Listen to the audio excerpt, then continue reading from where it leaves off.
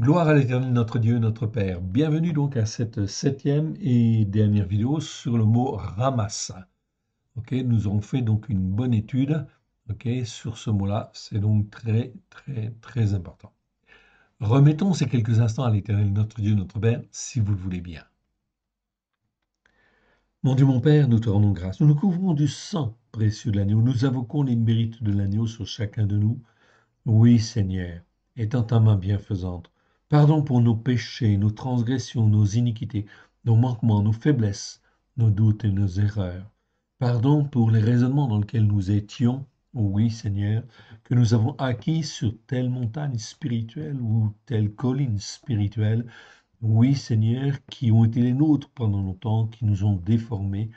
Oui, Seigneur, étends ta main bienfaisante à la gloire de ton Saint-Nom, que par la puissance de ton Saint-Esprit, oui Seigneur, tu nous renouvelles dans nos pensées, dans notre manière de penser, dans notre manière d'être, afin que nous puissions être un même cœur avec le Fils, avec toi Père et avec toi Esprit Saint, à la gloire de ton Saint-Nom, Père éternel, car tu as tout accompli au travers de Yeshua, ton Fils bien-aimé. Que ta parole pénètre dans chacun de nos cœurs, nous lave, nous purifie, nous sanctifie. Que cette année nouvelle qui commence, oui Seigneur, soit l'occasion de te servir comme toi tu le veux. Merci pour cette Pâque qui est à venir, Seigneur, qui arrive à grands pas. Merci pour cette fête des pains sans levain qui vise à nous renouveler, Seigneur, à déposer tout ce qui est levain, mauvais levain, oui Seigneur, afin d'être renouvelé par la puissance de ton Esprit Saint. Nous te rendons grâce dans le précieux nom de Yeshua. Merci Père, merci Yeshua, merci Esprit Saint. Amen. Voyons donc le texte, nous sommes arrivés donc dans Proverbes, Proverbes chapitre 3, verset 31. Nous l'avons sous les yeux, ne porte pas envie à l'homme qui s'attache à la violence et ne choisit aucune de ses voies. On va donc voir quelques versets ici, mais avant, en fait, on va donc revoir quand même la définition pour bien la mettre en fait dans la tête. Ok, donc ici, c'est le mot ramasse. Donc, on l'a en fait ici. Je vais supprimer cette partie-là, que l'on verra en fin de compte tout à l'heure. Ok, pour le moment, on va voir que cette partie-là, que vous connaissez déjà, puisqu'on l'a déjà vu. Donc, c'est la définition même du mot ramasse. Ok, mais on verra tout à l'heure des choses intéressantes. Donc, le mot ramasse, comme vous le voyez en fait à l'écran, donc ça s'écrit en fait comme ceci en fait en hébreu, un ret, un mem et un samer. Ok, on verra pourquoi tout à l'heure. 60 fois dans 59 versets, c'est un nom masculin, numéro strong 02 555. Violence, principalement. Oui, ce mot, en fin de compte, doit être principalement traduit en français par violence. C'est une bonne traduction. Ok. La première fois où l'on trouve donc ce mot-là, c'est dans Genèse 6:11, où il est écrit car ils ont rempli la terre de violence. Donc c'est plein de mauvaises choses, oui bien sûr, ok. Et donc c'est ce qui va entraîner bien sûr le déluge, parce que la terre est remplie de violence. De la même manière, en fait, ici on s'aperçoit que lorsque les hommes font ce qu'ils veulent, ils suivent leur doctrine, leur penchant, eh bien, cela finit toujours par se dégrader. C'est ce que nous vivons, en fait, aujourd'hui. Nous sommes en 2024, ok, et nous allons voir de très fortes aggravations à droite et à gauche, la montée de cette violence à tous les niveaux, pas seulement en fait physique, mais en fait à tous les niveaux. Oui, bien sûr. Donc, pour bien comprendre ce mot violence, ok, il faut l'étudier un tout petit peu. Donc, en hébreu, la racine hébraïque primitive, ret même, que vous voyez là, hein, donc ça se prononce ret, on dit ramas, ok, c'est comme un R en fait ici dans la gorge, ok, ramas, c'est le vrai nom. On peut dire ramas, oui, à l'occidental, mais enfin, c'est pas tout à fait juste, c'est plutôt ramas. Donc, ret même nous parle de tout ce qui est obtus, courbe, chaud, obscur, enveloppant, saisissant, une courbure, une déjection, une force compressive, la chaleur naturelle, le feu solaire, la torréfaction et le brunissement qui la suit, la noirceur, tout ce qui échauffe, tant au propre qu'au figuré. L'ardeur génératrice, la passion amoureuse, la colère. Ça, c'est la racine en fait initiale hébraïque, ret même. Donc, c'est très important parce que l'hébreu est très organisé. C'est en fait ici l'Esprit Saint qui a en fait suscité, bien sûr, les mots à Moshe, à Moïse, et donc ce qui fait qu'effectivement, il n'y a pas une meilleure organisation et une meilleure symbolique. Donc, tous les mots qui commencent par ret même, il y a en fin de compte ce noyau, en fait ici, que je viens de décrire d'une manière très générale. OK. Si on ajoute une troisième lettre à cette racine, ret même, ok, ici, ret même, on rajoute par exemple le shin, en fait ici, la lettre shin, cela donne en fait le chiffre 5, en fait ici, ramesh, comme en fait ici les 5 doigts de la main. Oui, bien sûr. Donc les 5 doigts de la main, c'est comme quelque chose qui peut saisir, qui peut envelopper, etc. C'est donc en fait ici quelque chose qui peut être en principe très bon, puisque si le Seigneur nous a donné une main, c'est pour pouvoir faire les choses, pour pouvoir appréhender, saisir, faire, etc. C'est donc là une excellente chose, sauf si c'est pour faire le mal, oh oui bien sûr. Donc il y a toujours cette possibilité-là d'avoir en fait les deux sens, en fait ici potentiels. En arabe, par contre, le mot a perdu tout le sens intellectuel que la racine hébraïque a développé. En arabe, le mot ramas ne signifie plus que se corrompre, se gâter, se putréfaire.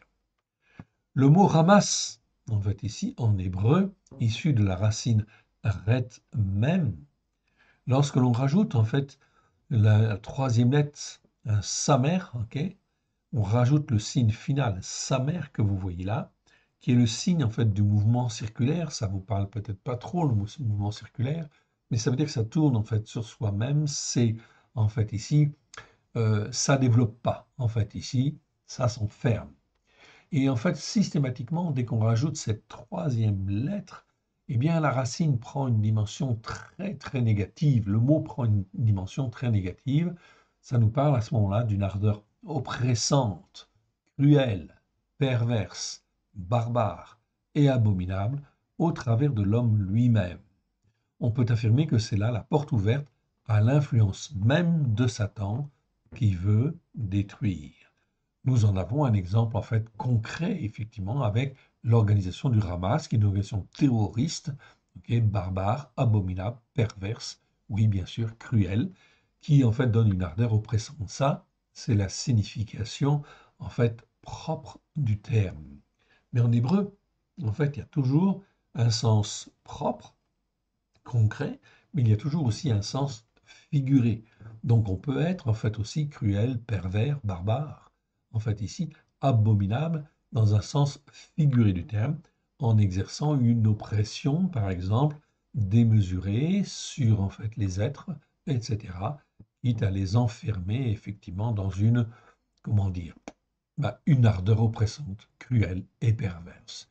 Avec ici toute la, comment dire, l'influence de Satan lui-même, ok, toute la perversion même de Satan qui veut détruire.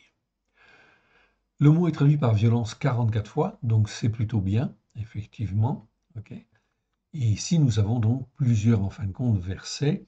Ok, nous avons vu tous les versets. Et le premier verset, c'est Genèse chapitre 6, verset 11. La terre était corrompue devant Dieu, la terre était pleine de violence. Ok. Donc, la terre était pleine de violence après Adam, suite à la génération des patriarches. Eh bien, il y a des hommes qui ont gardé la parole de Dieu, oui, pas beaucoup. Ok. Et les hommes ont été livrés un petit peu à eux-mêmes, effectivement. Donc un seul est resté, Noé. Noé qui est resté en fait juste et intègre avec sa famille. Alors c'est pour cela que l'Éternel, effectivement, décide en fin de compte de supprimer tous les êtres vivants de la terre à cause de la violence, c'est-à-dire à cause des conséquences du péché, des transgressions, des iniquités. Aujourd'hui, en fin de compte, Yeshua est venu il y a 2000 ans donc, Ok. Et depuis 2000 ans, la parole de Dieu est révélée pleine de grâce et de vérité pour quiconque croit, oui bien sûr, comprend qu'il est racheté par le sang de l'agneau et qui comprend que au travers de Yeshua, en fait ici, nous avons la victoire pleine et entière sur le mal, sur le malin, etc. Surtout, en fait ici, la puissance de l'ennemi, bien sûr, qui pousse en fait les hommes finalement, au travers des péchés, des transgressions, des iniquités, à en fait tomber dans la violence. Or, depuis 2000 ans, vous le constatez vous-même et vous le voyez, les hommes ont-ils écouté en fait le Seigneur, cette possibilité de rachat au travers de Yeshua Mashiach? La réponse, vous l'avez déjà, la réponse est non. On n'écoute pas la parole de Dieu, on ne fait pas en dehors de certaines personnes qui écoutent et qui veulent bien mettre en pratique.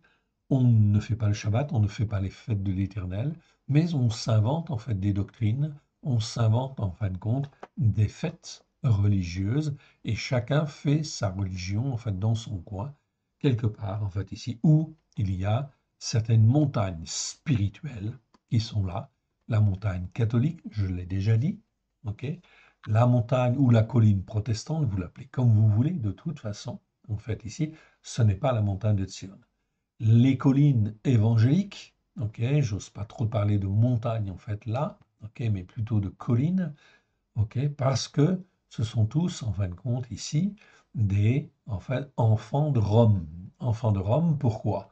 Eh bien, tout simplement parce que on a gardé, en fait, ici, le dimanche, et non pas le Shabbat, on garde les Pâques chrétiennes, on garde en fait Noël, toutes ces fêtes-là, ce sont des fêtes qui ne sont pas en fait mentionnées dans la Bible et qui en fin de compte en fait font que les hommes sont enfermés dans une tradition, dans l'iniquité des pères. On va dire là, c'est l'iniquité des pères. Parce qu'ils ont fait comme ça, on fait comme ça.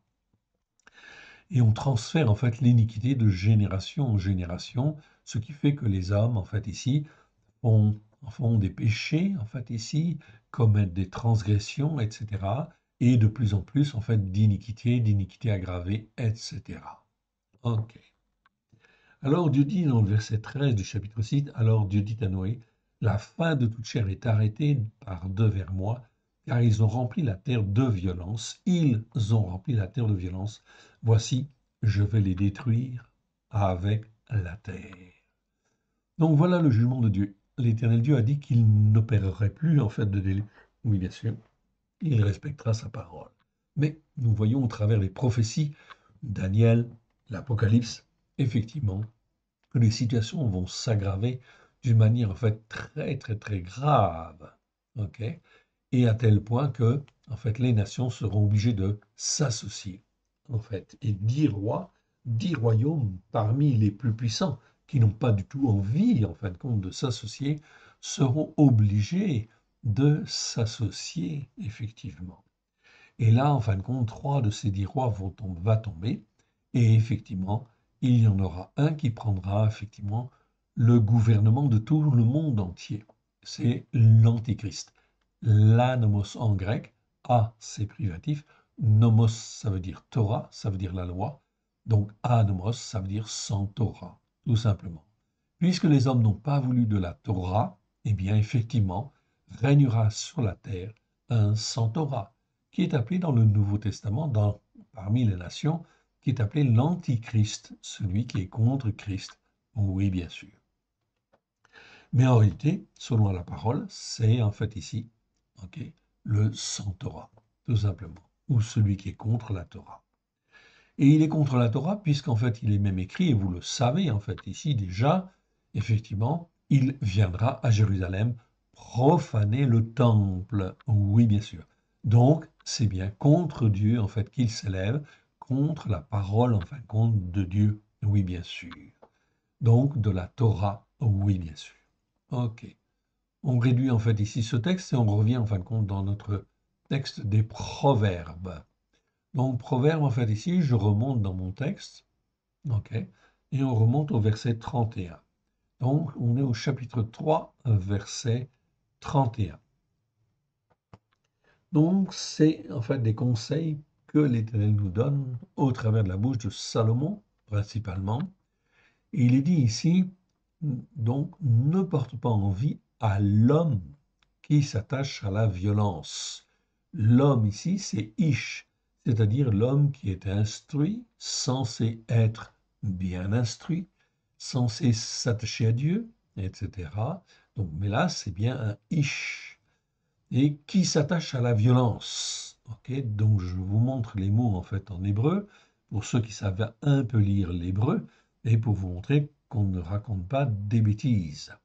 Donc verset 31, ici je vois bien l'expression en fait ici, Beish Ramas.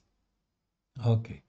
Beish, B ça veut dire de, ça veut dire dans, ça veut dire en. Ok. Ish, c'est l'homme, ok, donc c'est pas n'importe quel homme, c'est l'homme instruit, l'homme façonné, et en fait ici, ramas, donc c'est le mot en fait ici, violence. Donc littéralement, dans l'homme de violence, en fait ici. Ok. Donc c'est vraiment très très clair. Voilà en fait ici ce que en fait l'écriture en hébreu nous dit, en fait ici. Donc en fait, comment traduire effectivement ce mot-là? On aurait pu dire, en fait, ici, ne porte pas envie à l'homme de violence. Oui, ou l'homme violent. L'homme violent, c'est pas forcément une bonne traduction, parce que quand on dit l'homme violent, c'est l'homme qui est, en fait, physiquement violent, etc. Ok, on peut l'entendre comme ça. C'est pas tout à fait ça. Ok. C'est l'homme qui s'attache, en fait, à la violence, au ramas, bien sûr, au sens propre du terme, mais aussi au sens et surtout au sens figuré du terme. Ok. Voilà pourquoi nous avons vu tous les versets qui concernent en fait le mot ramas afin de bien comprendre ce que c'est que la violence au sens en fait hébraïque du terme. Donc le Seigneur dit ici, ne porte pas envie, jamais envie, à l'homme qui s'attache à la violence, ne choisit aucune de ses voies, aucune de ses voies. Et en fait, l'Éternel donne l'explication ensuite, car l'Éternel a en horreur ceux qui ont été pervertis. Ok. Donc ici, c'est bien en fait un verbe, il est conjugué en fait d'une certaine manière, c'est un passif, c'est qui ont été pervertis. Ok, c'est pas simplement l'homme pervers, non, c'est un petit peu réducteur comme signification car l'Éternel a en horreur ceux qui ont été pervertis. Comment ont-ils été pervertis? Eh bien, par les doctrines, par les enseignements qu'ils ont suivis, et ils n'ont jamais en fait entendu la Torah pour l'écouter et la mettre en pratique. Oui, bien sûr. Alors là, effectivement, donc, on comprend très bien. Ne suis jamais un homme qui s'attache à la violence. Car l'Éternel a en horreur ceux qui ont été pervertis, première chose, mais il est un ami pour les hommes droits. Yachar, en fait, ici. On n'a pas vu ce mot-là, en fait, encore, on ne l'a pas étudié dans le détail. On le fera, oui, bien sûr, car c'est un mot très important. Yachar, ça veut dire homme droit. Un homme droit, c'est celui qui écoute, qui met en pratique et qui reste bien ancré sur l'écriture. Ok. Donc c'est très important. Si Dieu en fait dit que ça c'est mal, et que ça, c'est bien, eh bien, effectivement, l'homme droit va toujours choisir ce qui est effectivement bien devant le Seigneur. OK? Et il est droit parce qu'il reste, en fait, ici, dans cette ligne-là. OK? Donc, la Torah n'a jamais, jamais, jamais été abolie. OK? Malheur, en fait, aussi aux chrétiens qui annoncent, en fait, ces choses-là. Oui, bien sûr, c'est du mensonge. C'est l'ennemi qui est là. C'est Satan qui les inspire. Ils sont pervertis. Et quelque part, en infligeant leur doctrine, ok, sur en fait les croyants qui cherchent, qui se posent des questions, on peut dire que là, il y a l'expression d'une certaine violence spirituelle. Ok. Et cette violence spirituelle, l'Éternel Dieu la voit, oui, bien sûr. Ok. Il la permet, oui, bien sûr, afin de savoir, en fait, quel choix nous allons faire.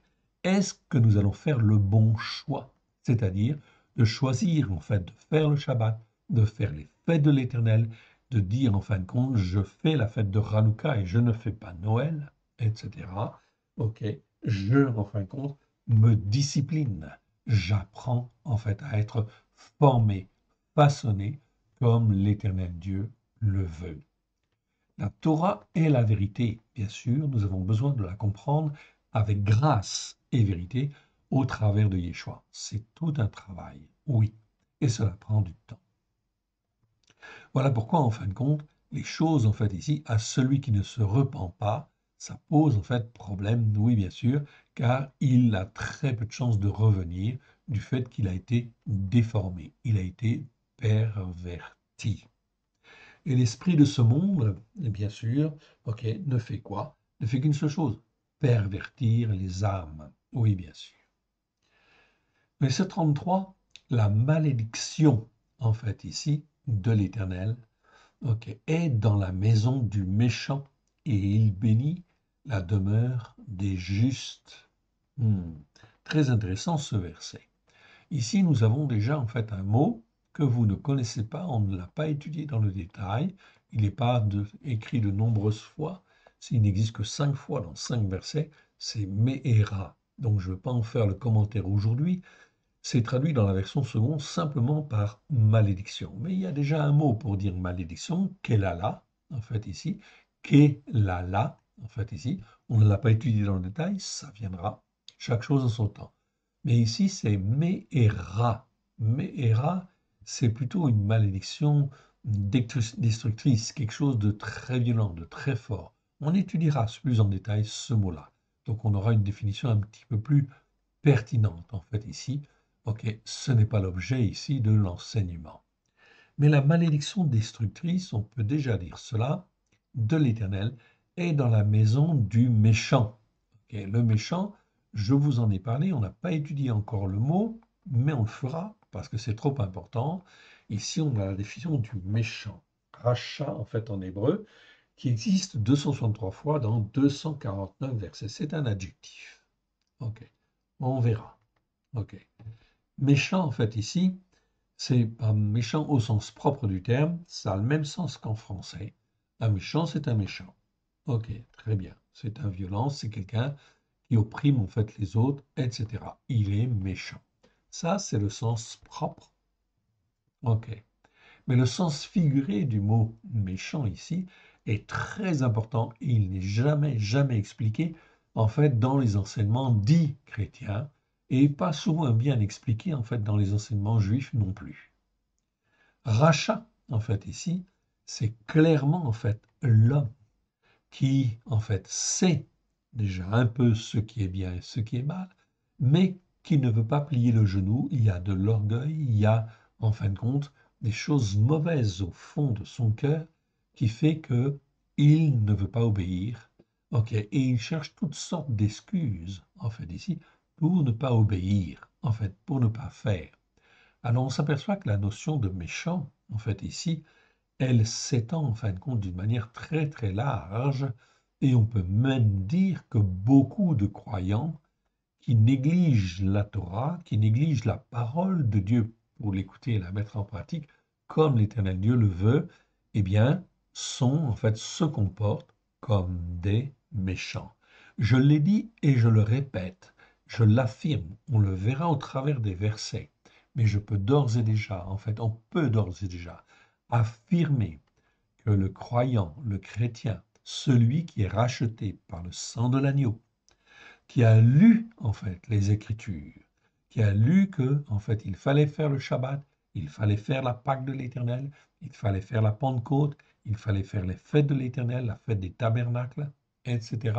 Ok, tout au moins les principales fêtes, les fêtes de l'Éternel, ok, et bien qui ne le fait pas et qui ne veut pas le faire, et qui dit que la Torah, en fait ici, a été abolie par Christ Yeshua, celui qui persévère dans ce comportement se comporte comme un méchant. Et là, ce n'est plus l'adjectif, c'est le verbe rachat. Donc, ça veut dire se comporter comme un méchant, c'est-à-dire un rebelle, quelqu'un qui ne veut pas écouter, etc.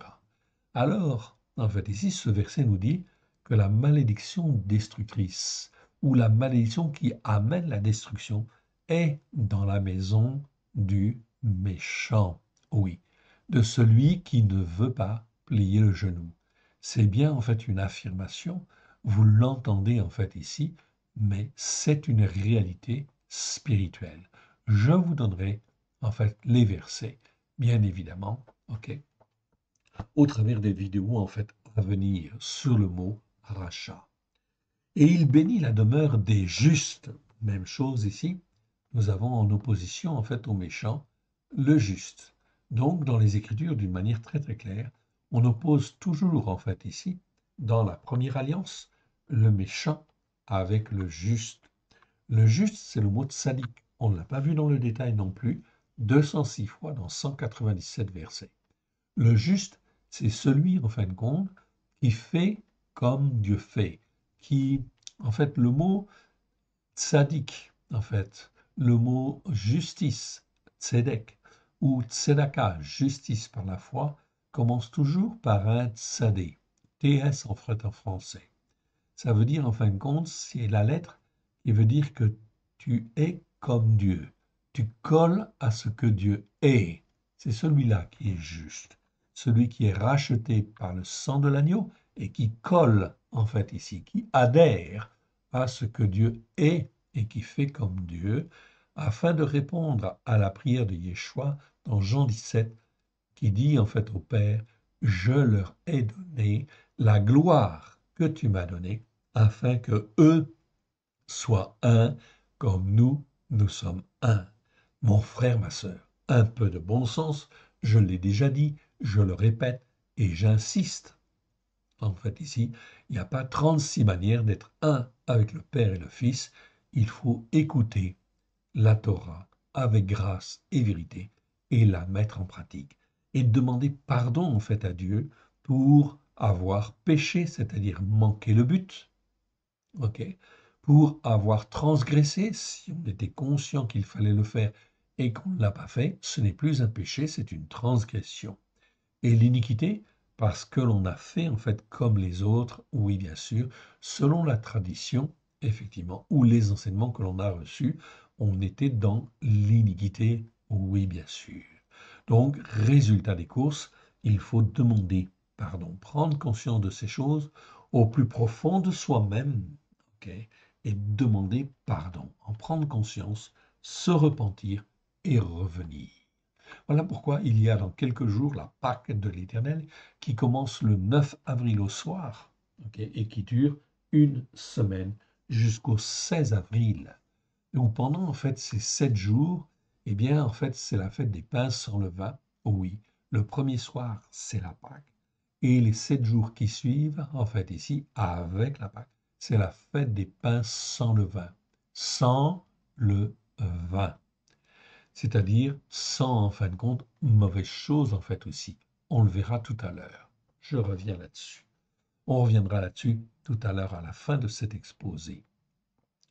Donc ici, le mot tzaddik, c'est très clair. Ok, c'est donc en fait être comme Dieu, en fait ici. Hein, ou vouloir être comme Dieu. Il se moque des moqueurs, mais il fait grâce aux misérables.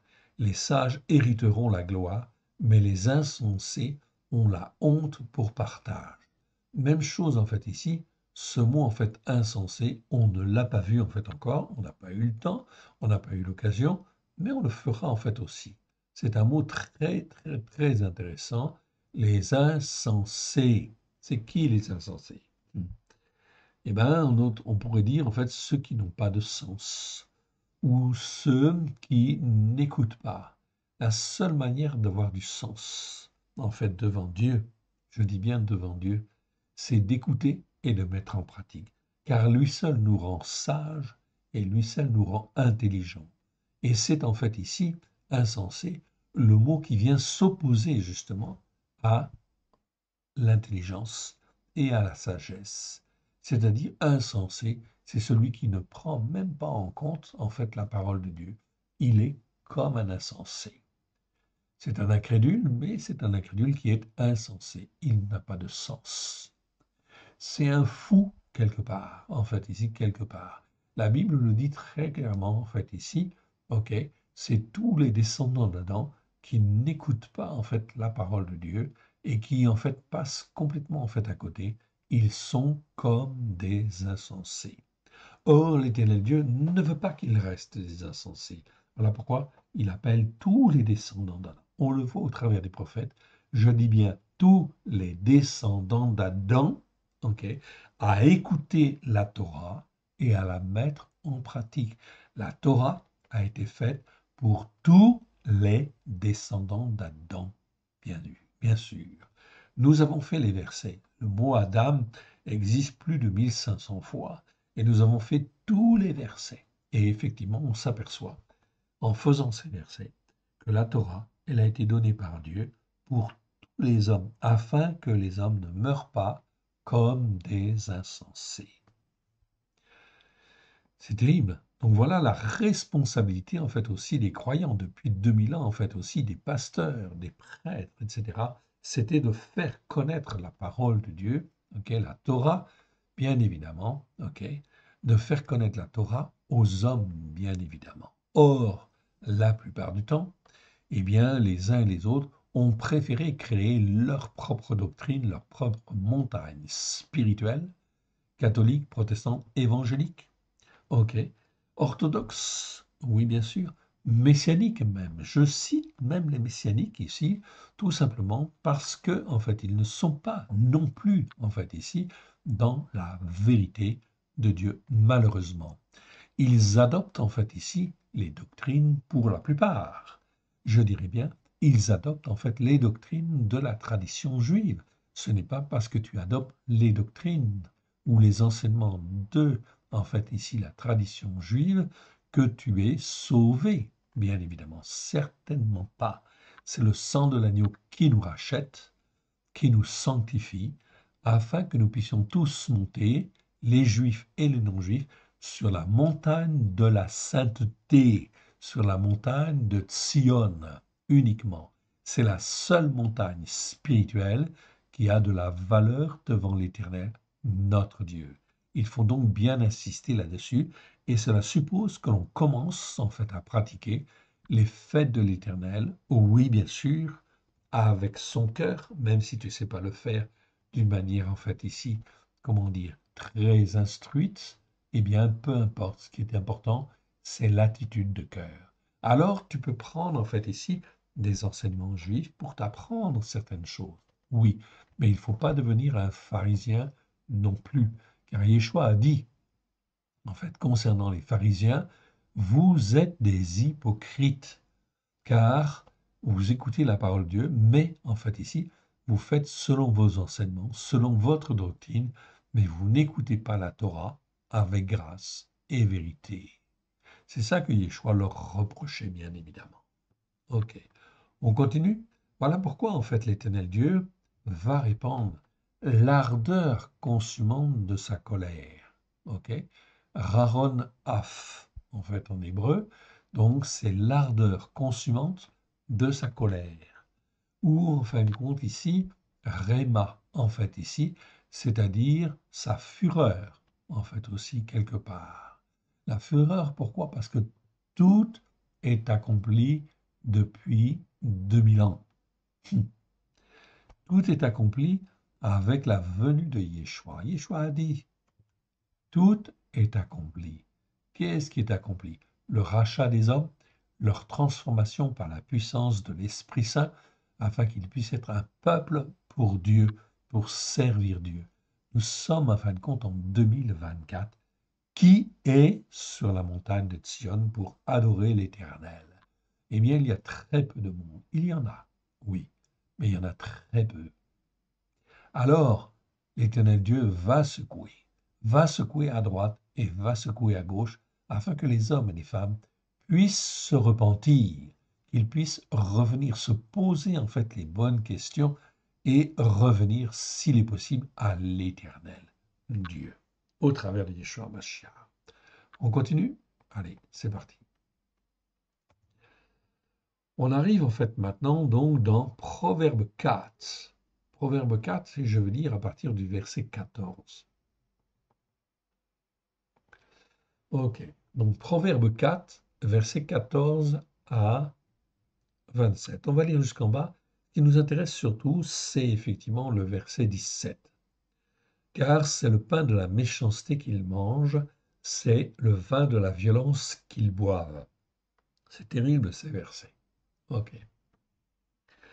Donc, verset 14, donc chapitre 4 des Proverbes. Vous pouvez comparer avec votre traduction habituelle. Donc, on a corrigé un certain nombre de versets, certains chapitres, pas tout. Donc, on fait petit à petit, selon ce que l'Esprit, en fait, ici, nous montre et nous guide. Mais c'est super important. Écoutez, verset 14. N'entre pas dans le sentier des méchants, c'est-à-dire de ceux qui sont rebelles, qui se révoltent contre Dieu, en fait, ici. Voilà pourquoi le Seigneur dit, sortez, sortez du milieu d'eux, afin que justement leur méchanceté, leur rébellion, leur révolte, leurs iniquités, leurs péchés, leurs transgressions ne viennent en fait d'éteindre sur toi. N'entre pas dans le sentier des méchants et ne marche pas dans la voie des hommes qui font ce qui est mal. Ok. Donc ici, la traduction seconde dit homme mauvais. C'est vrai. Ok. Donc c'est bien le mot en fait ici rat. Je vous le montre. On n'a pas fait de vidéo encore, ça viendra. Ok. Le mot rat, ok, c'est typiquement la racine hébraïque qui parle de ce qui est mal, ce qui est mauvais. Ok, c'est pour ça que dans le mot rachat, en fait ici, vous avez le mot rat. Ok, ok, vous avez le mot rat dans le mot rachat. Ok, ici rat, ça parle de tout ce qui est mauvais, tout ce qui est mal devant Dieu et ce qui est bien, hein, par rapport à ce qui est bien. Ok, donc il y a bien opposition entre ce qui est bien et ce qui est mal. Dieu sépara en fait les deux. Ok, il sépara les deux afin que l'homme puisse choisir. Donc le mot rat symbolise en fait ici, par excellence en fait ici, tout ce qui est mal. Ok, c'est le mot rat. Ça existe 663 fois dans 623 versets. On est en train de vérifier tous les versets en fait ici où se trouve ce mot-là. On fera des enseignements là-dessus. C'est vraiment trop important. Donc, rat, vous entendez en français, il y a bien effectivement RA en fait en français. OK? Bon. Dans le mot rachat, vous entendez aussi le mot rat en fait ici, effectivement. Car dans le mot rachat, OK, il est construit en fait ici avec en fait ici le mot rat. C'est-à-dire rachat, le méchant, c'est quelqu'un en fin de compte qui est dans le mal, OK, ou dans ce qui est mauvais, et qui, en fait ici, comme il y a une autre lettre effectivement dans le mot rachat, c'est un shin. Un shin, en fait ici, ça représente en fait ici quelque chose qui est comme une circonférence, c'est-à-dire quelque chose qui a une influence. Donc le méchant, c'est quelqu'un qui est dans le mauvais ou dans le mal et qui rayonne autour. Voilà pourquoi le Seigneur dit, ok, ne marche pas en fait avec les méchants. Ok. Donc, quelqu'un qui ne fait pas le Shabbat, par exemple, ou qui ne veut pas faire le Shabbat, est-ce que c'est bien? Est-ce que c'est mal devant Dieu? La réponse est évidente. Bien évidemment, c'est mal devant Dieu. Pourquoi? Parce que ça ouvre la porte à la désobéissance, au péché, aux transgressions et à l'iniquité. Oui, bien sûr. Donc, Racha, c'est le méchant. Lui, il va enseigner justement de ne pas faire le Shabbat, de ne pas faire ces choses-là, car en fait ici, nous avons été rachetés par le sang de l'agneau, et le sang de l'agneau nous lave, nous purifie, et comme nous sommes purifiés, nous n'avons même plus besoin de faire en fait ici le Shabbat. Tout ça, c'est un raisonnement perverti, c'est un raisonnement de méchant. Voilà pourquoi, si vous rencontrez en fait des personnes comme cela, et vous n'aurez pas de mal à en rencontrer, il faut prier pour eux, pour que, en fait, ici, l'Éternel Dieu les arrache de la méchanceté. C'est toujours, en fin de compte, comme cela qu'il faut prier.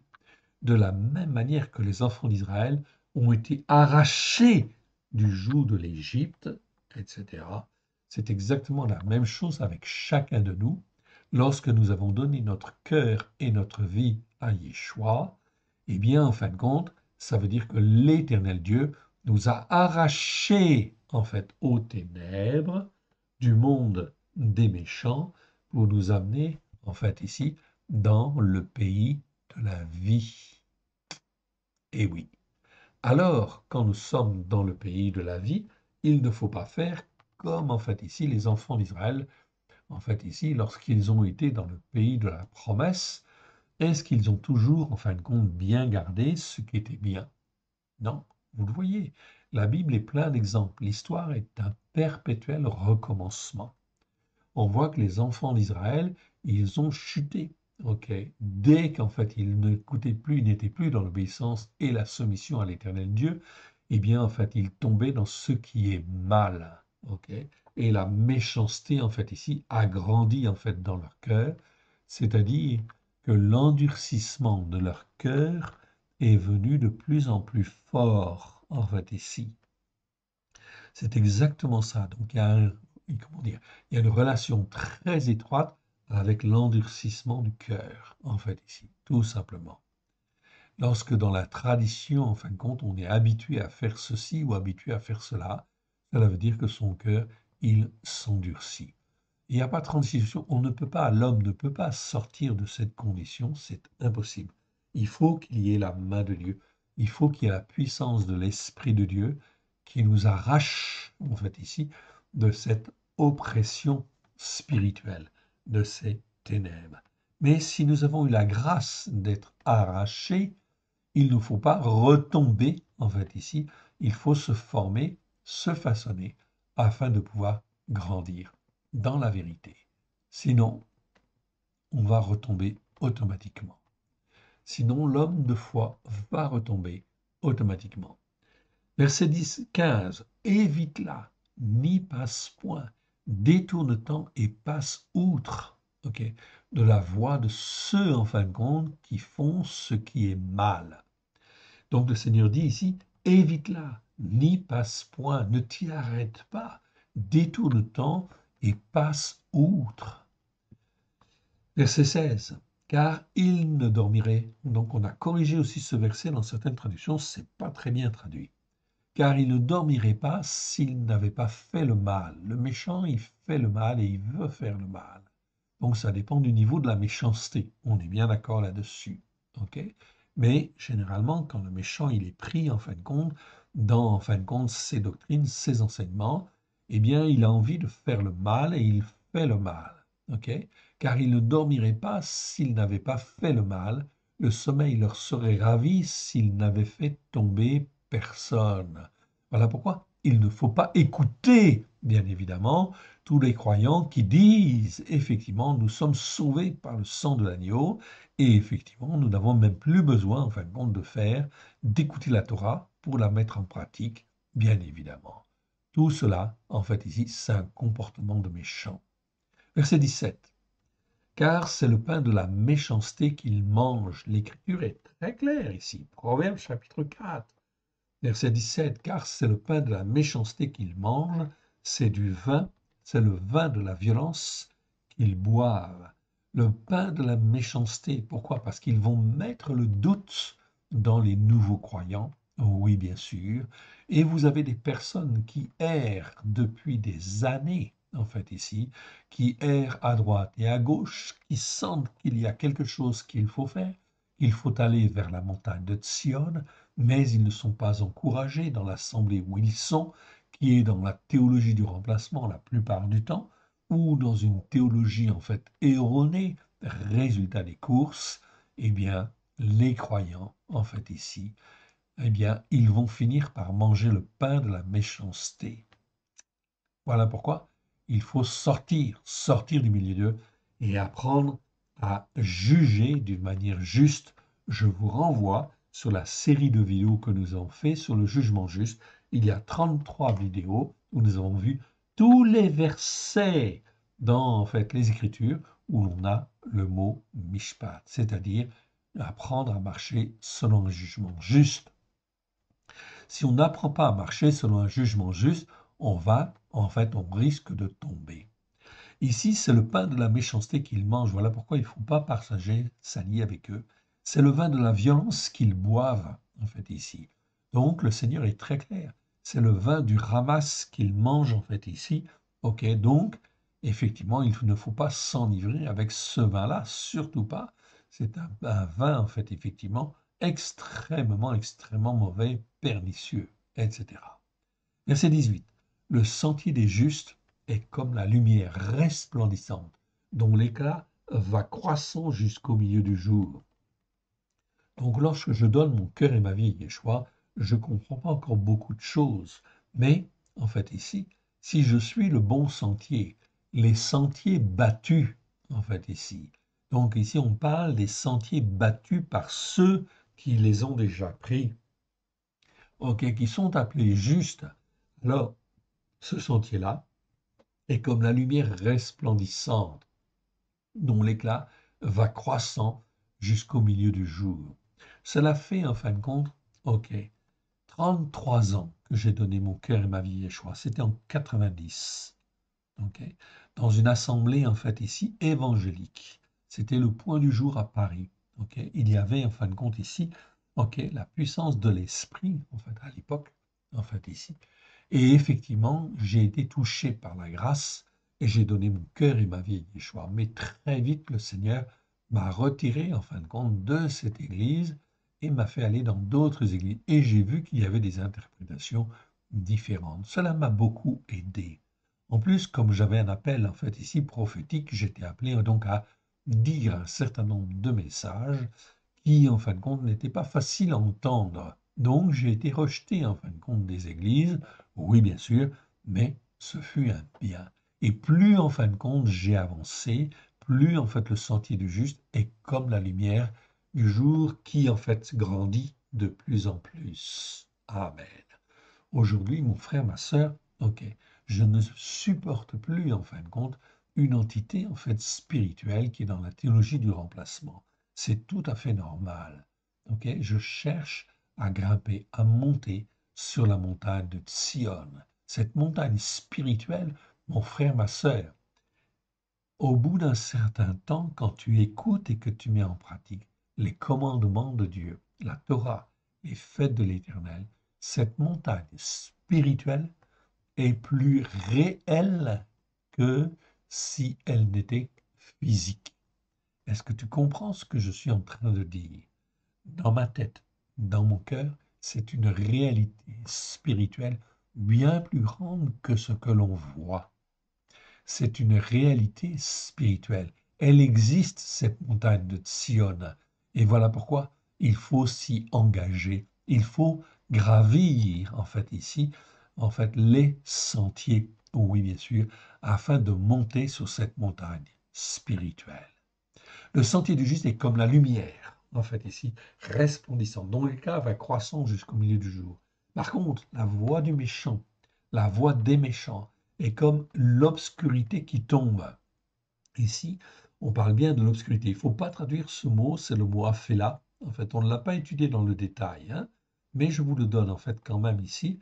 Il existe 10 fois dans 10 fois, dans 10 fois dans 10 versets. Ce mot est souvent traduit comme recherche, mais c'est pas bon en fait ici, par ténèbres. Non, ici on parle de l'obscurité en fait ici.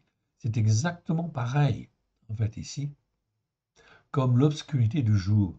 La voix des méchants est comme l'obscurité qui tombe. Ils n'aperçoivent pas ce qui va les faire tomber.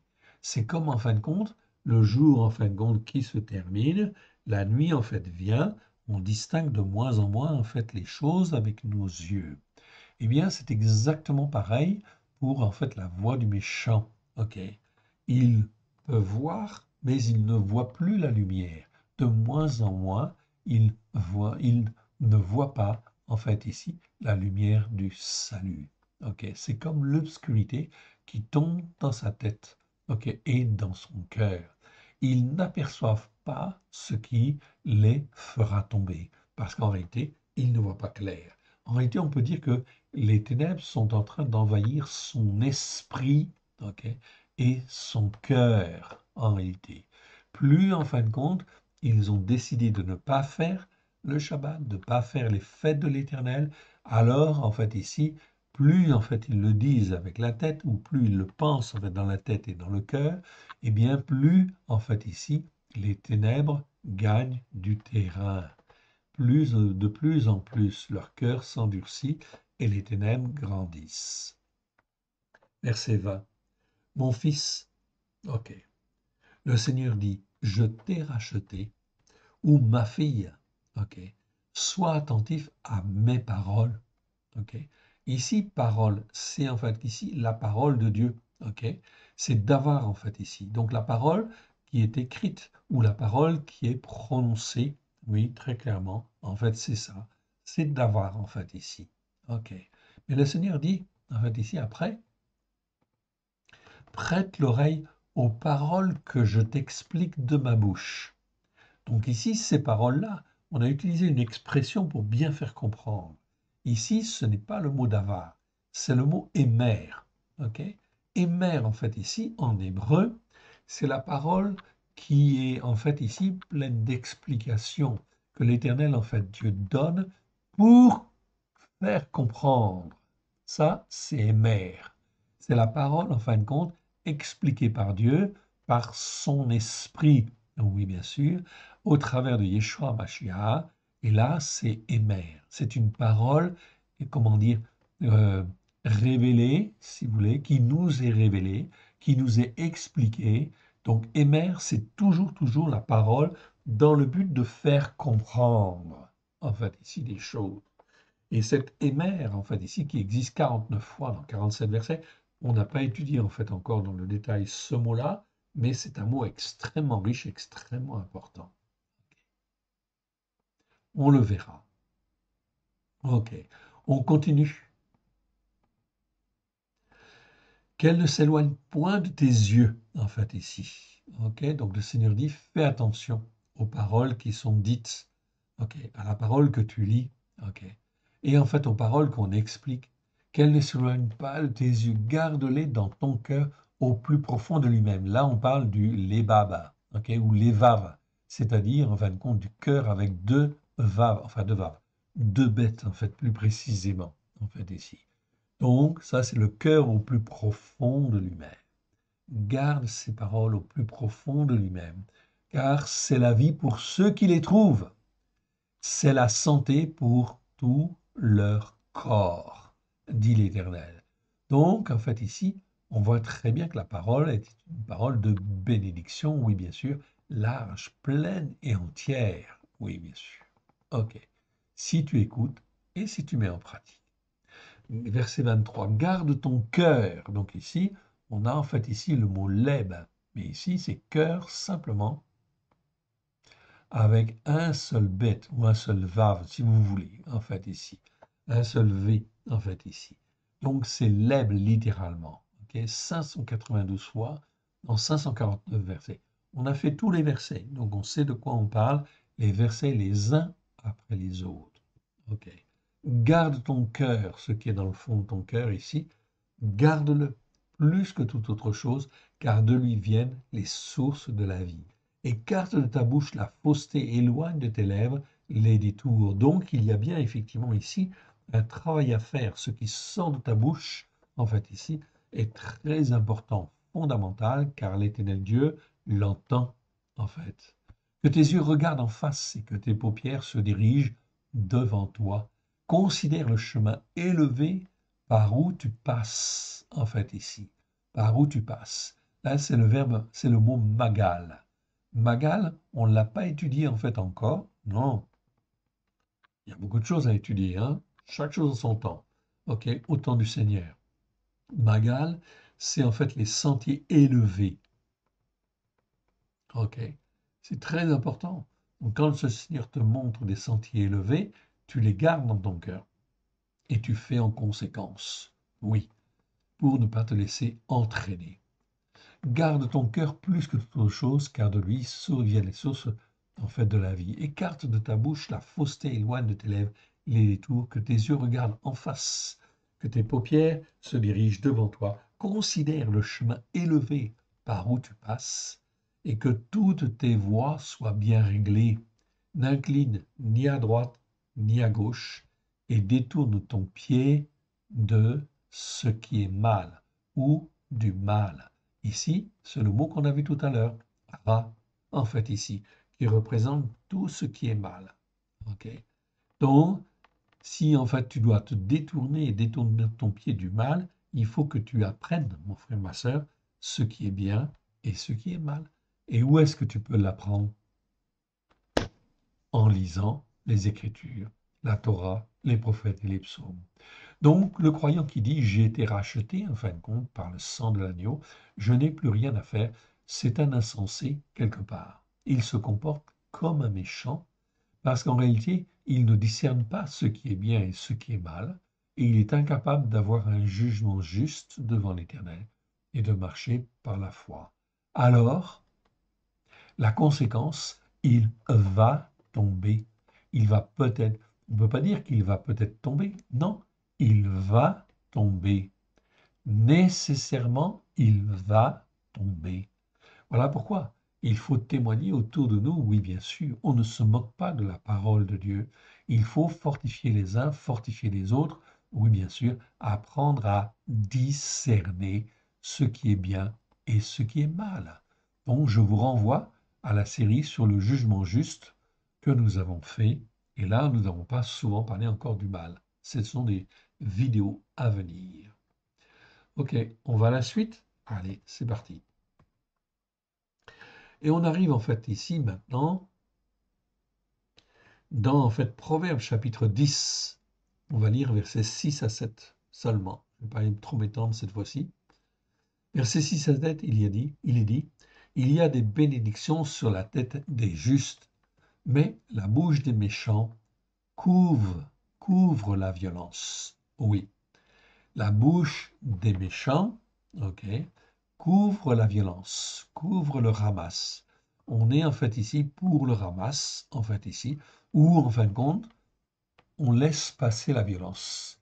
On ne juge pas la violence. La violence, elle doit être jugée et elle doit être systématiquement condamnée. Je dis bien systématiquement condamnée. Donc c'est très important de bien comprendre cela. Cela doit passer par des juges en fait aussi, éventuellement, en fait ici, enfin éventuellement, normalement, mais devant les Écritures, en fait ici, tout ce qui est ramasse au propre et au figuré est condamné et est une abomination devant l'Éternel. Verset 7. La mémoire du juste est pour la bénédiction, mais le nom des méchants tombe en pourriture. Verset 11. Donc on va lire 11 à 14 en fait ici. 11 à 14. Regardez bien ce qui est écrit en fait ici. Ok. Verset 11 à 14. On est dans le Proverbe chapitre 10. La bouche du juste est une source de vie, mais la bouche des méchants couvre la violence. On le redit en fait ici. Donc la Bible aime bien insister en fait ici. Ok. Et il faut faire attention en fait à la traduction, parce que certaines traductions en fait ici sont mal traduites. En fait ici, c'est pas bon en fait ici la manière en fait ici dont c'est exprimé. Et là, on peut s'appuyer bien sûr sur effectivement en fait les traductions juives, Rashi, Shuraki, etc. Vous verrez bien de vous-même si vous le voulez. Verset 12. La haine excite les querelles, mais l'amour couvre toutes les transgressions. Sur les lèvres de l'homme couvre les transgressions, ça ne veut pas dire qu'il faut faire des transgressions, non. Ça veut dire que ça, c'est transgression. Et cela veut dire que par amour, tu dois prévenir ton frère, ta sœur, etc., que ça, c'est un comportement qui est mal devant Dieu et qui entraîne des péchés, des transgressions, des iniquités. S'il écoute, c'est très bien. S'il n'écoute pas et persévère, en fait, ici, dans la mauvaise voie, eh bien, en fait, il se comporte dans ce cas-là comme un méchant. Ok. Donc, il fait ce qu'il veut, il est libre. Mais en réalité, en fait, ici, il y a en fait ici des condamnations, mais si tu aimes, tu dois l'avertir. Verset 13, sur les lèvres de l'homme qui est intelligent se trouve en fait ici la sagesse, mais la verge est pour le dos de celui qui est dépourvu d'un cœur formé. Eh oui, Donc là, les traductions second, en fait, ici, n'est pas bonne, en fait, ici. Donc, il faut revoir. Donc, ici, mais la verge est pour le dos de celui qui est dépourvu d'un cœur formé. Oui, pourquoi la verge? Ça paraît archaïque, en fait, ici. Non, en fait, c'est pour qu'il se pose des bonnes questions. Parce qu'effectivement, c'est dangereux. S'il continue dans cette voie, il aura un cœur dur, ok, va s'endurcir, et il va effectivement finir par se comporter comme un méchant. Alors, il faut le rattraper avec la verge si c'est nécessaire. Ok. La verge, ça ne tue pas, c'est pas dans le but de tuer ou de faire du mal, c'est dans le but de corriger. Les sages tiennent la connaissance ou détiennent la connaissance en réserve, mais la bouche de l'insensé est une ruine prochaine. Donc là, on voit que l'insensé, celui qui n'écoute pas, qui ne prend pas en compte, ok, est une ruine prochaine. La fortune est pour le riche une ville forte, en fait, ici. Ok. Une ville forte. Ok. Une ville forte. La ruine des misérables, c'est leur pauvreté. Donc je ne continue pas plus avant, en fin de compte, dans le texte. Si vous voulez le lire, vous pourrez le lire, vous faites une pause. Ok, c'est donc là quelque chose de très intéressant. On continue. Allez, on continue et on va au verset suivant. Alors, on arrive en fin de compte maintenant. Allez, on y va dans Proverbe 13. Proverbe 13, ok, c'est le verset 2 qui nous intéresse, mais on va lire versets 1 à 3. Donc, Proverbe 13, cela nous dit, un fils sage écoute l'instruction de son père, mais le moqueur n'écoute pas la réprimande. Ok. Par le fruit de la bouche, l'homme jouit du bien. Par le fruit de la bouche. Donc, si tu déclares que la Torah est la vérité, c'est une très bonne chose. L'homme, l'ish, en fait ici, ok, jouit du bien. Ok. Mais ce que désirent les perfides, c'est la violence. C'est obtenir les choses, en fait, ici, par violence. Soit violence physique, ok, au sens propre, soit violence au sens, en fait, figuré du terme. Ok. Notamment pour les dominateurs, etc. Donc, c'est de violence qu'ils utilisent, en fait, c'est la violence, en fait, qu'ils pratiquent, ou bien sûr, pour obtenir ceci ou obtenir cela. Ce n'est pas forcément une violence physique, en fait, ici. Celui qui veille sur sa bouche garde son âme. Celui qui ouvre de grandes lèvres court à sa perte. Donc vous pourrez lire un peu plus si vous le voulez. On va donc avancer. Il nous reste en fait 3 versets en fait à voir. Ok, pour faire le tour en fin de compte du mot ramasse. Là on arrive en fin de compte dans Proverbe chapitre 16. Chapitre 16, ok, et ce qui nous intéresse, c'est le verset 29. On va lire à partir du verset 27. Donc, Proverbe 16, versets 27 à 29. Donc, on a corrigé aussi la traduction, en fait, ici. Ok. Donc, verset 27. L'homme sous l'influence de Bélial. Eh oui, dans la Bible seconde, c'est traduit, en fait, par pervers. Pardon, excusez-moi.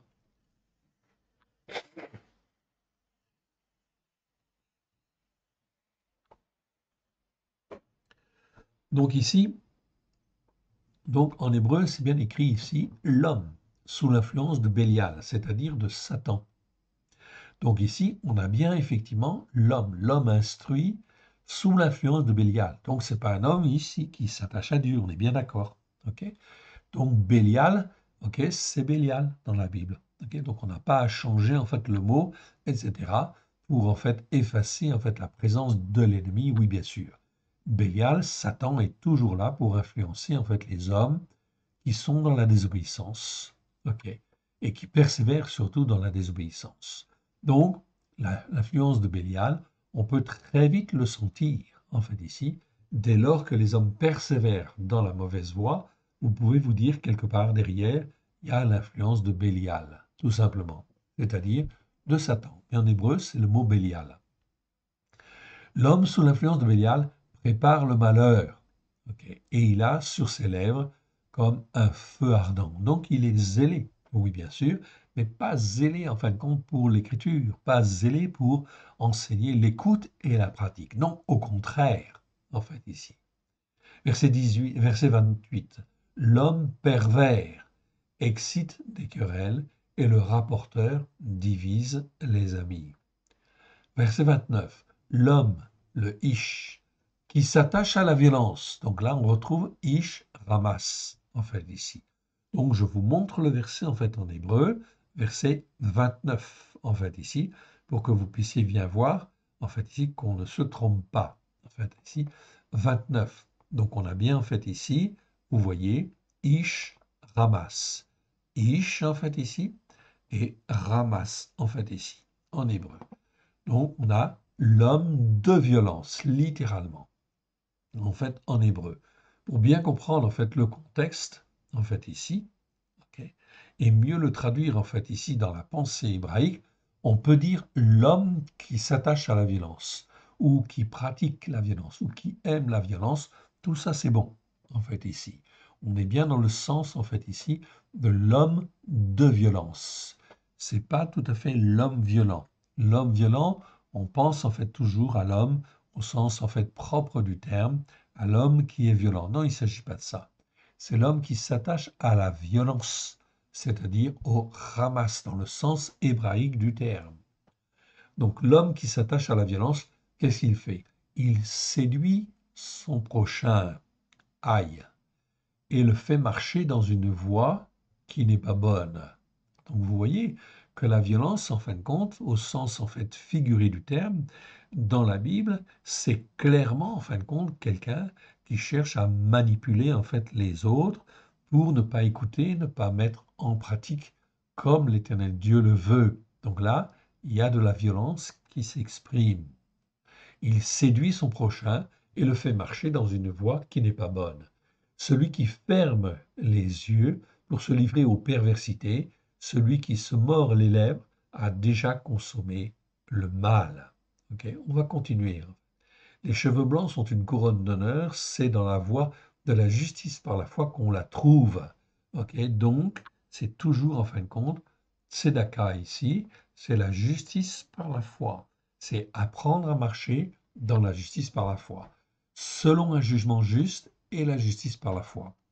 Le Seigneur répète maintes fois dans les Écritures, on a vu tous ces versets. Je vous renvoie en fin de compte aux vidéos sur le jugement juste et aux vidéos sur le mot tzedaka, en fait, ici. OK. Tzedaka, que vous avez là. OK. Le Seigneur, maintes fois, nous répète que le croyant, OK, le juste, doit apprendre à marcher selon un jugement juste et selon la justice par la foi. Tzedaka. Je n'insiste pas dessus, en fait, ici, je vous renvoie à ces vidéos. Sinon, en fait, ici, le croyant, en fait, ici, va se laisser entraîner et va, en fait, tomber dans la méchanceté à un moment donné ou à un autre. Celui qui est lent à la colère vaut mieux qu'un héros, celui qui est maître de lui-même que celui qui prend des villes. On jette le sort dans le pan de la robe, mais tout jugement juste vient de l'Éternel. Donc c'est très important de bien comprendre en fait cette dimension. Ok. On continue et on arrive en fait ici donc à l'avant-dernier en fait ici verset où l'on trouve le mot ramasse. Là on est dans Proverbes chapitre 26. Chapitre 26 verset 6. On va reprendre au verset 4. Donc, ne réponds pas à l'insensé. Donc, on n'a pas vu le mot en fait ici insensé. Je vous le redonne en fait ici. Ok, quand même. C'est le mot kessil. Kessil qui existe 70 fois dans 69 versets. Numéro Strong 03 684. On verra aussi ce mot-là. Ok. Chaque chose en son temps. Kessil. Kessil, c'est l'insensé. Donc, le Seigneur dit en fait ici quelque part ne réponds pas à l'insensé selon sa folie, de peur que tu ne lui ressembles toi-même. Donc, n'essaie pas de te faire copain-copain avec lui. Ok, non. Prends conscience qu'il est un insensé, etc. Mais au contraire, en fait ici, verset 5, répond à l'insensé selon sa folie. C'est la même chose que tout à l'heure. Ok? Mais ici, ne réponds pas de peur que tu ne lui ressembles toi-même. Mais ici, réponds à l'insensé selon sa folie, afin qu'il ne se regarde pas comme sage. C'est-à-dire que tu lui montres justement qu'il est insensé. En fait, ici, c'est une chance, en fait, ici, pour lui d'être sauvé. Cela veut dire, mon frère, ma soeur, il n'y a pas 36 solutions. Comment tu peux faire ça? Simplement parce que tu apprends à marcher selon un jugement juste, ok, et selon la justice par la foi. Selon un jugement juste, je te renvoie aux 33 vidéos que nous avons fait sur le jugement juste, ici. Donc on ne peut pas avoir un jugement juste, c'est impossible si on n'écoute pas et qu'on ne met pas en pratique comme l'Éternel Dieu le veut. Verset 6, c'est se couper les pieds et boire la violence. Okay. Donc boire la violence, ici c'est bien le mot ramas, okay, et non l'injustice. Dans la seconde, c'est traduit par injustice. C'est une erreur. Non, non. Ici, c'est se couper les pieds et boire la violence que de mettre des paroles entre les mains d'un insensé. Qu'est-ce que ça veut dire? Donc il faudrait revoir en fait encore un peu plus. En fait ici, cette traduction, on l'a déjà corrigée en fait ici, mais ça nécessite mieux. Il faut que ça coule mieux effectivement en fait en français. Donc de mettre des paroles entre les mains d'un insensé, ça veut dire donner des responsabilités, en fait ici, selon la parole de Dieu, à quelqu'un qui est un insensé. Eh oui. Donc là, si tu fais ce genre de choses, eh bien, tu es en train de boire, en fait ici, là, le vin de la violence, en fait ici, quelque part. Donc tout cela sont des conseils que l'Éternel Dieu nous donne, bien évidemment, et qui nous appellent forcément, inévitablement, à avoir un jugement juste. Donc, il faut faire attention, bien évidemment, aux insensés. Ok?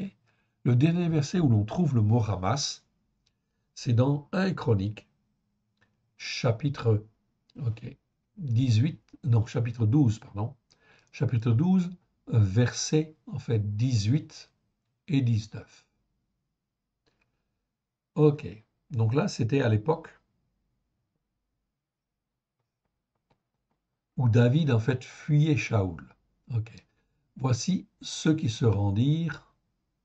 Donc on relit en fait simplement le premier verset pour resituer en fait le contexte. Voici ceux qui se rendirent auprès de David à Tsigla, lorsqu'il était encore éloigné de la présence de Shaoul, fils de Kis. Il faisait partie des vaillants hommes qui lui prêtèrent leur secours pendant la guerre. Ok, très bien. On revient donc à notre verset en fait ici pour comprendre en fait le contexte. Ok. David sortit en fin de compte au devant d'eux. Ok. Au devant d'eux. Et leur adressa la parole en disant, si vous venez à moi avec de bonnes intentions pour me secourir, mon cœur s'unira à vous au plus profond de moi-même. Donc vous voyez en fait ici que David en fait connaissait très bien tous ces mots-là dont on parle. En fait, cette connaissance existait bien 1000 ans avant Jésus-Christ. Oui, bien sûr. Ok. Et même avant, bien évidemment. Les Écritures sont très claires là-dessus. Et ici, on a bien un témoignage. Alors, qu'est-ce qu'on enseigne en fait dans les églises? Qu'est-ce qu'on enseigne dans les assemblées, même messianiques, etc. Ok. Est-ce que l'on fait la différence entre l'Ève et les Vaves? Non, pas du tout. Ok. Eh bien, effectivement, ici, nous le voyons. Mon cœur s'unira avec vous au plus profond de moi-même. Mais si c'est pour me tromper au profit de mes oppresseurs, ok, alors qu'il n'y a aucune violence dans mes mains, que l'Éternel, que l'Élohim de nos pères le voie et qu'il fasse justice. Donc vous voyez comment, en fin de compte, David marche par la foi. Il dit, il n'y a aucune violence, en fait, dans mes mains. Pourtant, c'était un guerrier, oui. Donc on parle, en fait, ici de violence, en fait, ici, dans le cœur, en fait, ici, dans l'âme, en fait, des uns et des autres. Ok, David était un cœur pur, un cœur sincère. Donc là, on ne parle absolument pas de la violence physique, on parle de la violence morale. spirituelle, en fait, ici, d'une manière très claire et d'une manière évidente. Verset 19. Amasai, l'un des principaux officiers, fut revêtu de l'esprit. Et oui, l'esprit était déjà là, bien évidemment. Ok. Il n'y a que dans les églises évangéliques où on dit, en fin de compte, que tous les autres n'ont pas l'esprit. Ceux qui se disent, en fait, réveillés, eux, ils ont, en fait, l'esprit, etc., et pas les autres. Ok. Personne d'autre. L'esprit, il agit où il veut et comme il veut, dans le but de sanctifier le nom de l'Éternel, à la gloire, en fin de compte, à la gloire de son saint nom. Ok. Donc, fut revêtu de l'esprit et dit, nous sommes à toi. Donc ici, il s'engage clairement. Massai, en fait, dit, nous sommes à toi, David, et avec toi, fils d'Ishaï, paix à toi, et paix à ceux qui te secourent, car ton Élohim t'a secouru. Et David les accueillit et les plaça parmi les chefs de la troupe. Voilà pourquoi, effectivement, en fait, ici, David marchait par la foi. Il faisait confiance, en fin de compte, à l'Éternel Dieu. Oui, bien sûr, mais c'était un homme sincère. Oui. Nous avons terminé, nous avons vu les 60, en fait, fois où le mot, en fait, Ramas existait. Alors, pour terminer, je voudrais, en fin de compte, revoir la définition que nous avons vue tout à l'heure et la compléter en fait un petit peu. À l'approche de Pâques, puisque nous sommes juste avant en fait la Pâques, en fait ici 2024, ok, nous sommes en fait aujourd'hui le 3 avril et la Pâques en fait de l'Éternel, selon le calendrier messianique du roi David, a lieu en fait le mardi 9 avril. Donc ça veut dire que le mardi 9 avril, c'est la Pâque de l'Éternel, et en fin de compte, dès le soir même, on ne mange pas de levain. Et c'est la fête des pains sur le vin pendant 7 jours. Ok. Yeshua est mort en fait ici le mercredi et il va ressusciter à la fin du Shabbat, c'est-à-dire après 3 jours et 3 nuits. Et les femmes constatent la résurrection le lendemain du Shabbat qui suit la fête de la Pâque. Nous avons expliqué en détail cette chronologie. Vous la retrouverez dans les petits fascicules. Alors, je vous parle de cette Pâque, pourquoi? Parce que nous terminons en fait ici le Ramas, et pour vous expliquer en fait aussi quelque chose de très important. Car lorsqu'on parle de la Pâque, on parle en fait ici du levain. Alors, quelle est la relation entre le levain et la violence? Eh bien, on va le voir. Le mot en fin de compte ici, Ramas, ok, nous parle en fin de compte de violence. On l'a vu, on l'a détaillé. Ok. La racine, c'est toujours ret même. On est bien d'accord. Ok. La racine primitive, c'est ret même. Ok. Lorsqu'on rajoute en fait ici à cette racine le signe final, sa mère, en fait ici, ok. Cela nous parle toujours en fin de compte d'une ardeur oppressante, cruelle, perverse, barbare, abominable, au travers de l'homme lui-même. Ok. Donc, David n'a jamais en fait ici de ramas, oui, il n'y a jamais d'ardeur oppressante, cruelle, perverse, barbare, abominable en fait compte dans son cœur, certainement pas. Ok. Et c'est là, on l'a dit tout à l'heure, l'influence de Satan lui-même. Ok. Donc, lorsqu'on rajoute à la racine, en fait ici, ret même, le mot sa mère, ça nous donne en fait ramas, le mot que l'on a étudié. Maintenant, si je prends en fin de compte, je vais un petit peu plus loin. Voici en fait ici ce que je veux en fait vous expliquer. Plus en avant, c'est effectivement ceci. Ok, attendez, je l'agrandis encore un petit peu. Ok. Donc pas ceci, c'est pas ceci que je voulais en fait rallonger.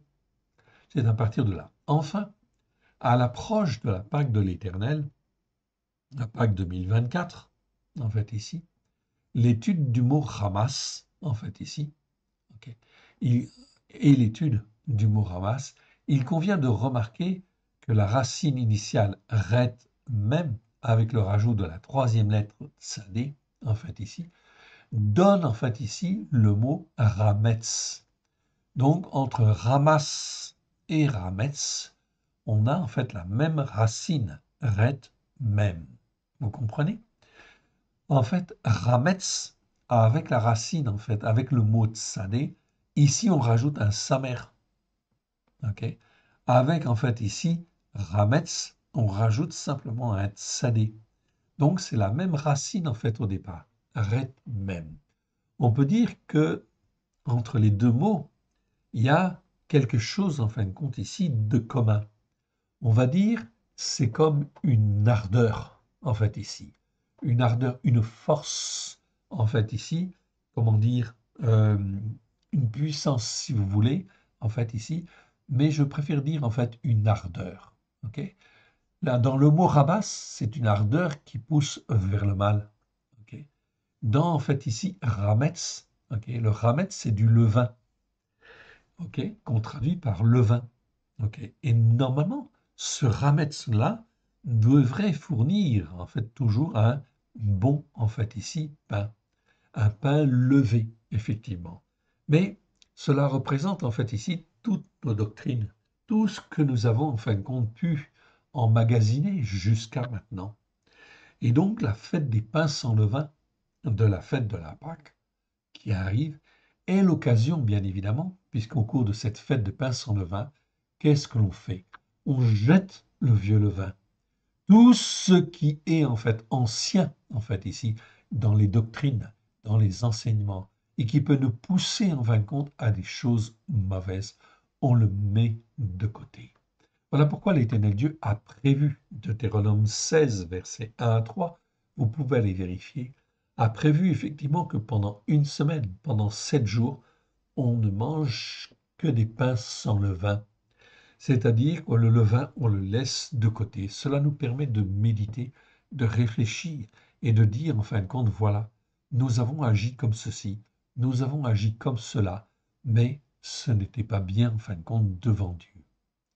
Ainsi, le rajout en fin de compte ici de la lettre, je vais remonter un petit peu, ainsi le rajout de la lettre tsadé en fait pour le mot ramas indique le terme final. Et le mot tsadé, en fait ici la lettre tsadé, c'est une lettre qui finalise en fait la racine. Je m'explique. C'est un terme final et terminatif de l'action initiale de la racine. Le but en fait de resh même, c'est-à-dire des deux premières lettres ici, c'est d'être en fait une ardeur. Les deux premières lettres en fait ici, ok, c'est d'être une ardeur. Mais il faut effectivement que cette ardeur, en fait ici, soit accomplie. Donc en fait ici, elle peut être accomplie en bien ou en mal. Donc on rajoute en fait la lettre tsadé, en fait ici, qui termine en fait ici. Donc on va en fin de compte ici renouveler en fait ici le levain pour que en fait ici il y ait la fête des prémices en fait ensuite, oui bien sûr, qui à la lumière de Yeshua puisse nous donner un bon levain et qu'on puisse en fait marcher et fonctionner en fait ici pour faire du bon levain en fait ici, du bon pain levé pour l'Éternel. Donc on abandonne en fait l'ancien levain et en fait on prend en fait le nouveau levain. Le but de cela, en fait ici, c'est quoi? Eh bien la conclusion en fin de compte de cela, c'est que en fait notre rametz, notre levain, doit fournir en fait une bonne nourriture. Voilà pourquoi en fin de compte Yeshua dit en fait ici, je suis le pain de vie. Dans en fin de compte Jean chapitre 6 verset 48, ou encore Yeshua dit à un autre endroit, je suis le pain de vie, celui qui vient à moi n'aura jamais faim, celui qui croit en moi n'aura jamais soif. Voilà pourquoi la fête de la Pâque, en fait ici, qui nous rappelle le sacrifice de Yeshua. Le sacrifice et sa résurrection. Eh bien, le sacrifice de Yeshua nous montre, en fait ici, que tout est accompli. Encore aujourd'hui, jusqu'à maintenant, nous n'avons pas forcément marché avec un bon levain. Alors, il faut jeter tout le levain, en fait, ici, afin d'être renouvelés par la puissance de l'Esprit de Dieu au travers de cette Pâque et de cette fête des pains sans levain, afin que nous puissions être une bonne pâte. Comme Yeshua a dit, je suis le pain de vie, eh bien nous devons avoir un rametz, un levain qui est renouvelé. Que l'Éternel Dieu vous bénisse, que l'Éternel Dieu vous garde, oui bien sûr, au travers de cette fête qui vient. Remettons cela à l'Éternel notre Dieu, notre Père. Père très saint, nous te remercions pour l'enseignement que tu nous donnes, pour la parole que tu nous donnes. Que ce qui n'est pas de toi dans le nom de Yeshua s'en aille dans les lieux arides. Que ce qui est de toi soit moins de grâce et de vérité au travers de Yeshua, et que cela puisse trouver dans chacun de nos cœurs un terrain favorable. Oui, Seigneur, afin que ta parole puisse produire les racines que toi tu veux, et en fait ici, nous donner en fait un bon levain, un levain sanctifié, un levain purifié à la gloire de ton saint nom, afin que nous puissions être une pâte nouvelle à la gloire de ton saint nom. Aide-nous, mon Dieu, mon Père, à te faire plaisir, pardon, pour nos péchés, nos transgressions, nos iniquités, nos incompréhensions. Aide-nous, mon Dieu, mon Père, à te faire plaisir. Que le sacrifice de Yeshua soit pleinement accompli dans nos cœurs et dans nos vies, afin de te glorifier, toi le seul vrai Dieu et celui que tu as envoyé. Que l'Éternel Dieu vous bénisse, que l'Éternel Dieu vous garde, dans le précieux nom de Yeshua, son Fils bien-aimé. Amen. Amen.